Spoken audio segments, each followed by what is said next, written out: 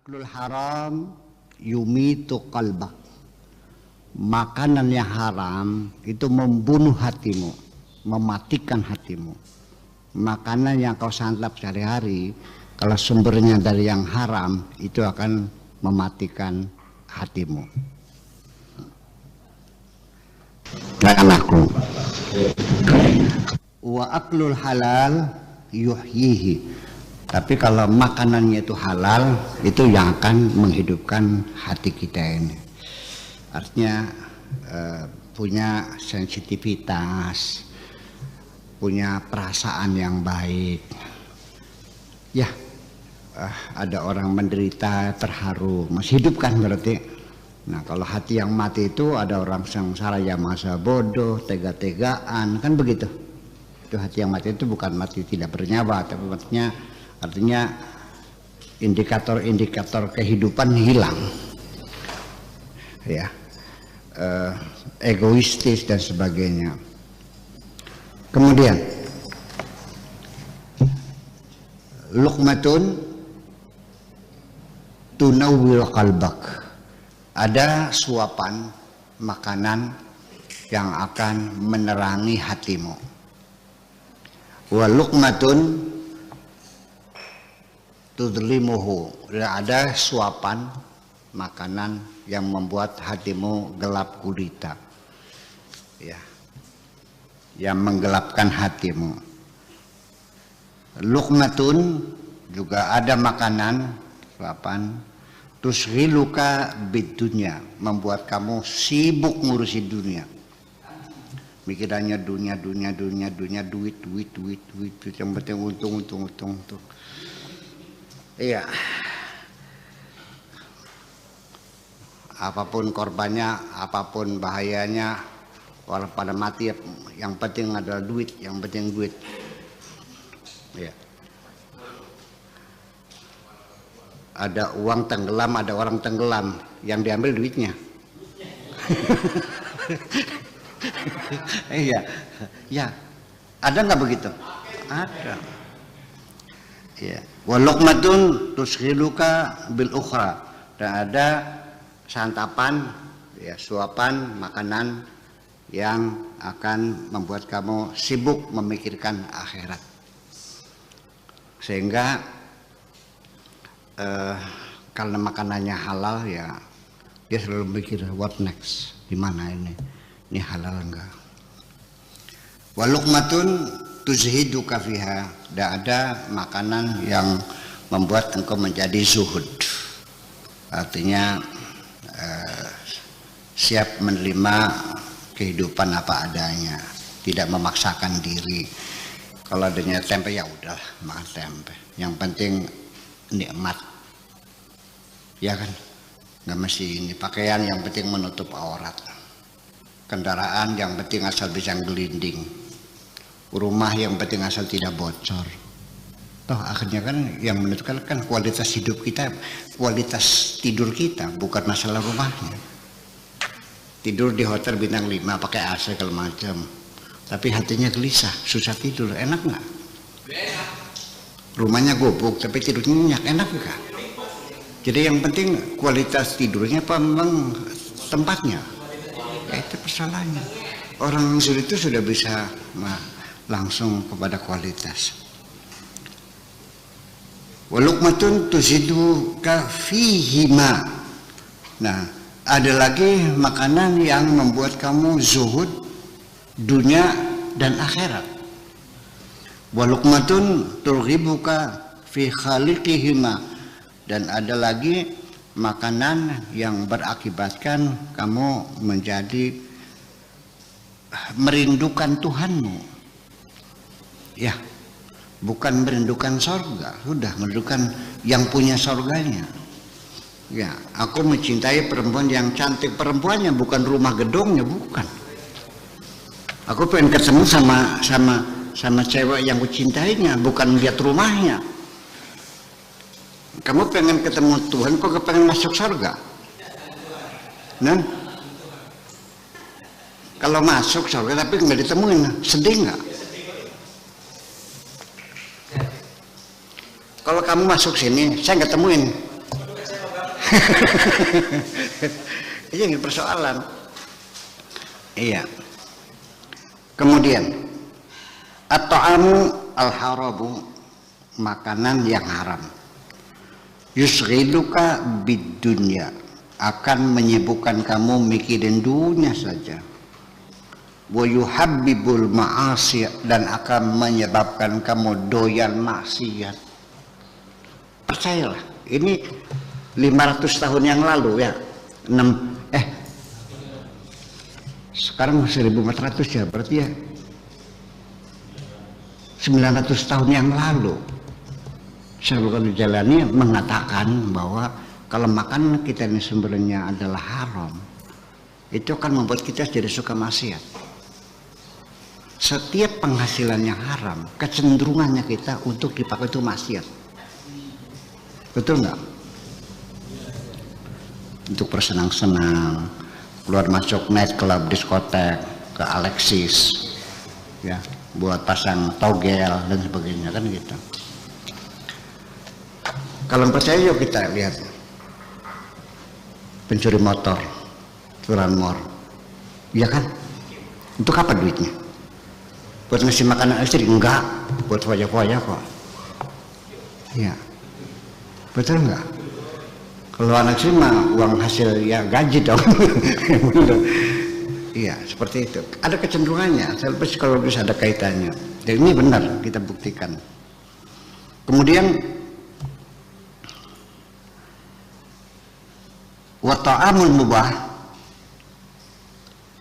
makanan yang mubah itu, yang boleh halal, yusghiluka bil ukhra, akan menyebabkan kamu banyak berpikir tentang akhirat.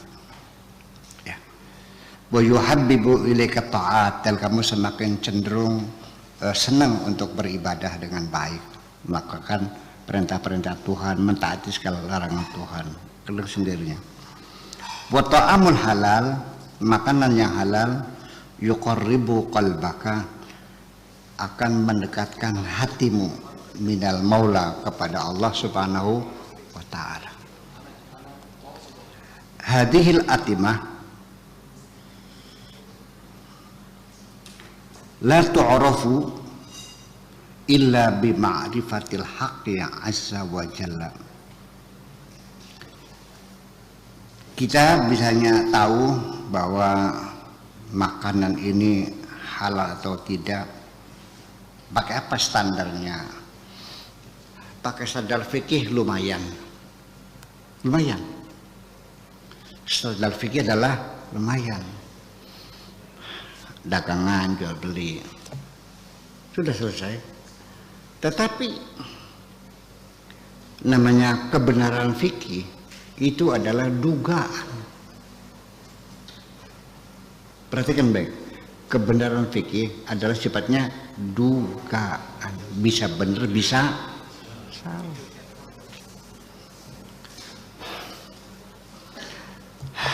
Dulu orang tua kita, zaman dulu, ketika belum banyak yang mendalami perbandingan mazhab-mazhab, hanya satu mazhab Syafi'i saja, yang nanam cabai nggak bayar zakat karena dia mengikuti mazhab Syafi'i.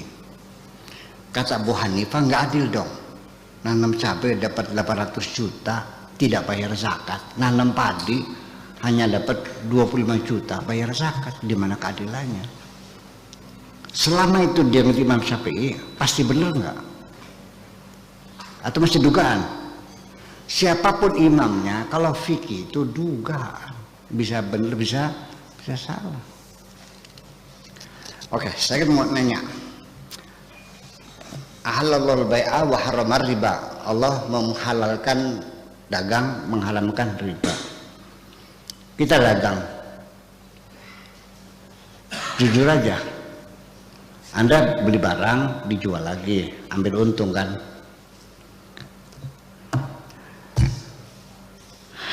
Ada yang dirugikan nggak? Pembeli yang dirugikan. Kamu belinya 5.000, kamu jualnya 7.000, berarti kan dia rugi 2.000. Betul nggak?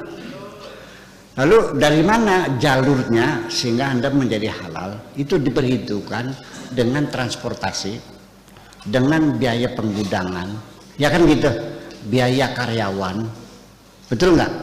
Sehingga ketika Anda ngambil keuntungan beli 5.000 jual 7.000 itu dihitung. Fikih belum punya ilmu menghitungnya, hanya kira-kira saja. Kalau kita menghitungnya dengan hati, jangan pakai standar apapun, kita tanya yang beli merasa dirugikan atau tidak.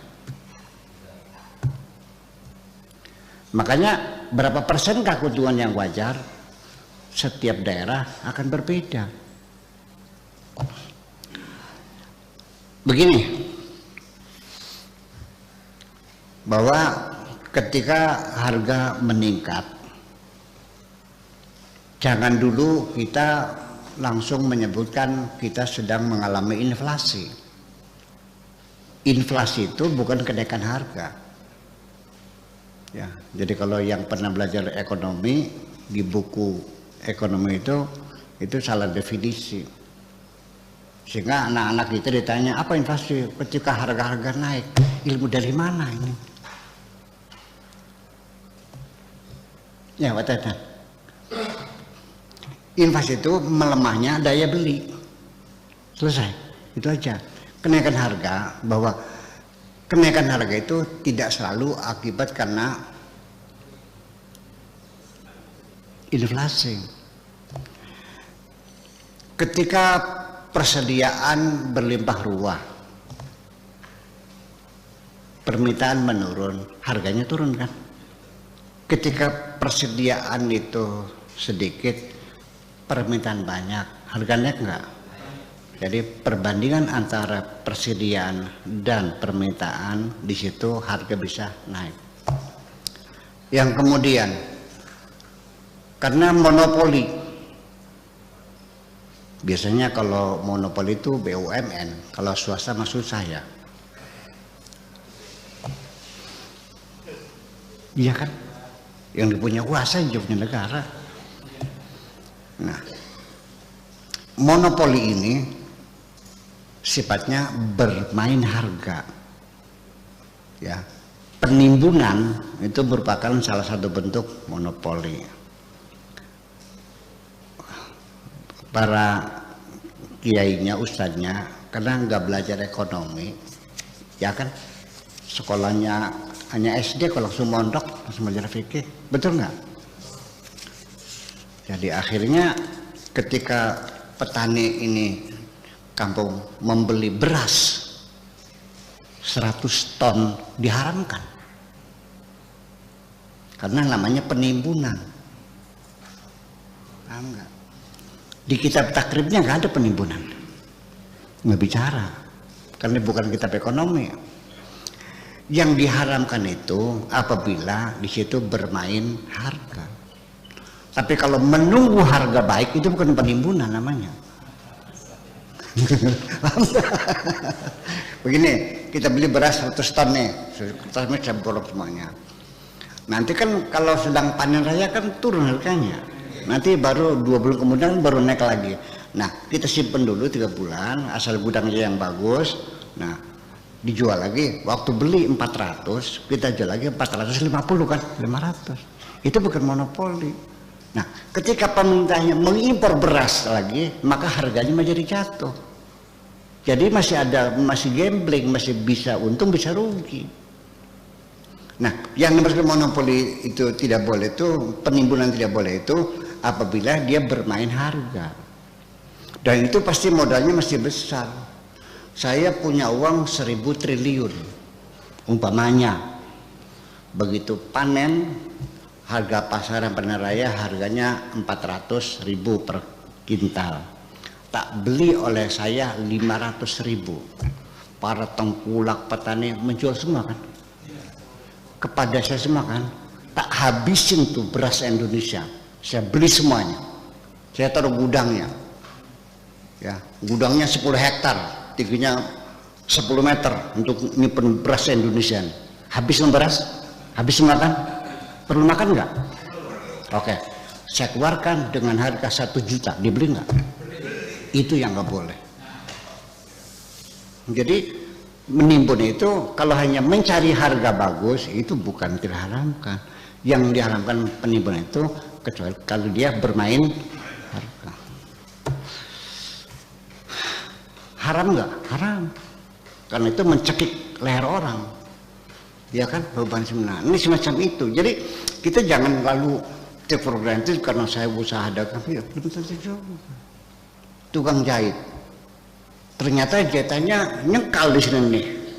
Gua nuding, berseset ya, gua turu, benar. Padahal bayarnya 100.000 potong. Kecewa nggak? Begitu ada kecewa berarti tidak halal 100%, mengecewakan orang. Oke, ini kita bicara halal. Apakah ada rezeki yang halal? Nggak ada. Namanya murni 100% rezeki itu nggak ada. Petani pun dia katakan saya mencangkul sendiri, iya. Ngoyos sendiri, modal sendiri, tanah sendiri, oke? Saya nanya lagi, dari mana tanahmu itu? Dari warisan bapak. Dari mana bapakmu? Dari beli si A. Tanya, A-nya beli dari siapa? Dari B. B-nya dari saya. Ujung-ujungnya hasil ngerampok semua kok. Sejak kapan tanah dikapling-kapling? Yang mengkapling ke orang Belanda, modalnya penggaris sama pulpen kata. Ini Sarawak, ini Sabah, ini Kalimantan. Iya. Sampai kita juga punya tanah Sabang Merauke, beli dari mana?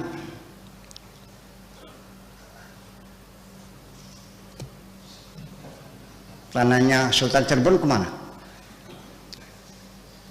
Tanah Majapahit, tanah Prambanan, Tarumanegara, kemana? Itu persoalannya. Jadi kalau pengen makan yang halal plus ini, satu, ketika hujan mangap mulutmu. Sejatuhnya itu 100%. Nah, kalau kita ngambil dari talang orang juga belum tentu orang itu ikhlas. Awas. Di sini mungkin orang tidak marah ngambil air di talang, tapi di Pulau Seribu marah yang punya rumahnya, yang sengaja diucurin buat nampung di bawah kok. Kan di sana ke rumahnya kan setiap rumah ada punya gudang. Di Pulau Seribu tuh hanya air hujan. Kalau kita ngambil dari talang marah nggak? Lah itu. Nah oleh karena itunya, oke, sekarang saya tidak bisa mengklaim makanan yang halal 100% mana, gini aja lah. Kalau pengen halal, minta dihalalkan aja sama Allah lah. Ya. Gimana caranya? Salat duha. Gitu. Makanya kan nanti doanya Allahumma in kana rizqi fis samai fa anjilhu. Apabila rezeki itu di langit, ya Allah turunkanlah. Wa in kana fil ardi fa akhrijhu. Kalau rezekiku di bumi tolong keluarkanlah. Wa in kana ba'idan fa qaribu. Kalau rezekiku jauh tolonglah dekatkan. Wa in kana mu'siran, kalau sulit fa yassirhu, mudahkan. Wa in kana haraman, kalau rezekiku haram, ya Allah tolonglah sucikanlah. Itu saja. Kita nggak yakin kita benar. Semacam itu. Jadi ketika Anda mengatakan saya kok sampai sekarang kalau sholat kok malas banget gitu ya, jangan-jangan makananmu kurang halal. Iya, hawanya begitu. Buang haram itu seperti bara api membakar semuanya itu. Coba aja perhatikan, renungi sendiri. Makanya yang penting hidup ini barokah, yang penting mah barokah. Iya, nggak perlu banyak Pak Samad, nggak usah banyak, yang penting barokah. Iya, uang kita banyak tapi nggak tahu kemana habisnya. Yang namanya rezeki kita tuh yang masuk, yang kita makan itu, yang kita pakai ini. Iya kan? Yang mobilnya 10, kursinya yang duduknya berapa? Berarti yang lain rezekinya orang lain dong. Iya. Sampai taman bunga yang harganya mahal tuh yang menikmati siapa? Orang lain kok. Tuan rumahnya nggak pernah pulang. Itu. Jadi nanti haram dan halal mana seperti itu. Jadi jangan lupa bahwa jangan ada Anda keburu menduga bahwa rezekiku ini halal. Ya dong. Masih di ujungnya. Kita memakai barang curian, halal nggak? Enggak dong, nyolong aja. Ya, penadah namanya ya, penadah ya. Kalau kita beli barang curian, kena hukuman nggak? Penadah ya.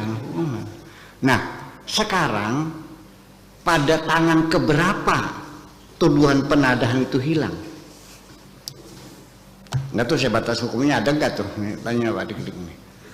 Tangan 1 mencuri, jual tangan kedua, jual tangan ketiga, tangan keempat.